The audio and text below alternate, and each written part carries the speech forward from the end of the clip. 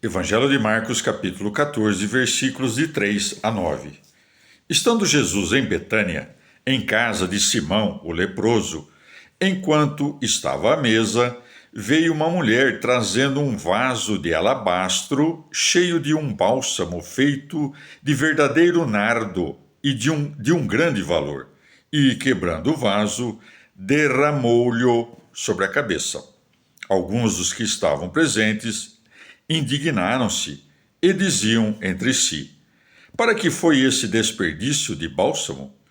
Pois podia vender-se por mais de 300 dinheiros e dá-los aos pobres.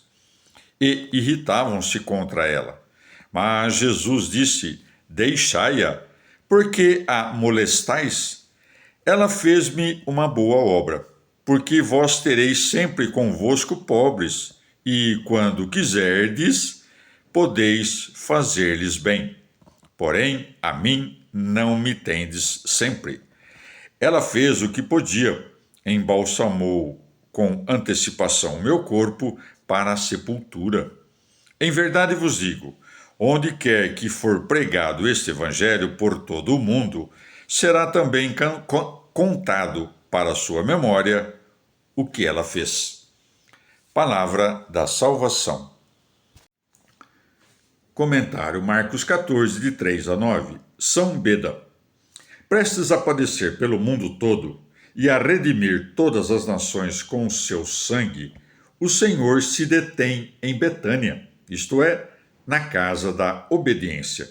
Por isso se diz: estando Jesus em Betânia, em casa de Simão, o leproso, enquanto estava à mesa, veio uma mulher.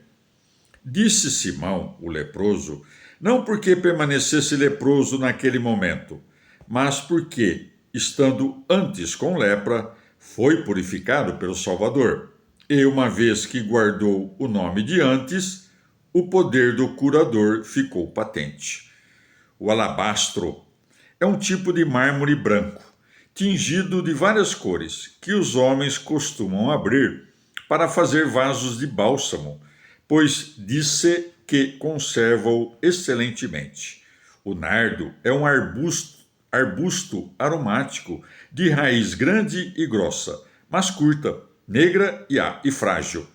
Conquanto seja oleoso, cheira como o cipreste. Tem sabor áspero, folhas pequenas e densas. Seus cumes se espalham em barbas de espiga. E pelo fato de terem duas qualidades, os perfumistas celebram suas espigas e suas folhas. E isto é o que diz Marcos: bálsamo feito de verdadeiro nardo de um grande valor. Porque aquele bálsamo que Maria levou ao Senhor não era feito apenas da raiz do nardo, mas, o que era mais precioso, pelo acréscimo de suas espigas e folhas, era maior o encanto de seu perfume e de sua força. Quando se diz e irritavam-se contra ela, não devemos de modo algum crer que se trata dos apóstolos que amavam Cristo, mas antes de Judas, mencionado em número plural. A mim parece que ele falou neste ponto sobre sua presença corporal, pois de modo algum estaria com eles depois da ressurreição, do mesmo modo como então, como com todo o trato íntimo e familiaridade. Como se dissesse: o que julgais ser a perda do bálsamo são honras fúnebres. Deve-se notar, no entanto, que assim como Maria alcançou a glória em todo o mundo pela deferência que mostrou ao Senhor, inversamente, aquele que não temeu depreciar sua deferência foi muito e largamente difamado. Mas o Senhor, recompensando o bem digno de louvor, deixou passar em silêncio os futuros desprezos do ímpio. Comentário Marcos 14, de 3 a 9. Santo Agostinho. Eu, no entanto, penso que não se deve compreender outra coisa senão que a mesma Maria, e não outra mulher pecadora, se aproximou então dos pés de Jesus, tendo-o feito duas vezes. A primeira foi aquela narrada por Lucas, quando, aproximando-se com humildade e com lágrimas, mereceu o perdão dos pecados.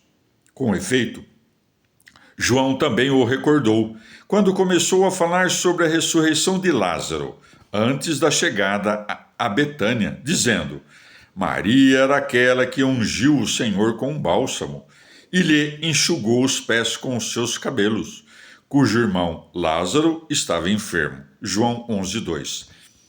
Já o que ela fez novamente em Betânia é algo que não diz respeito à narração de Lucas, mas é narrado de modo semelhante pelos 3 outros evangelistas.